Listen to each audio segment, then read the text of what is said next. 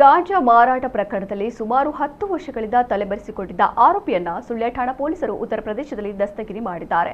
ಉತ್ತರ ಪ್ರದೇಶದ ನಿವಾಸಿ ನಸೀಂ ಬಂಧಿತ ಆರೋಪಿ. ಸುಳ್ಯ ಪೊಲೀಸ್ ಠಾಣೆಯಲ್ಲಿ 2016ರಲ್ಲಿ ದಾಖಲಾಗಿದ್ದ ಗಾಂಜಾ ಮಾರಾಟ ಪ್ರಕರಣಕ್ಕೆ ಸಂಬಂಧಿಸಿ ಈತ ನ್ಯಾಯಾಲಯದ ವಿಚಾರಣೆಗೆ ಹಾಜರಾಗದೆ ತಲೆಮರೆಸಿಕೊಂಡಿದ್ದ.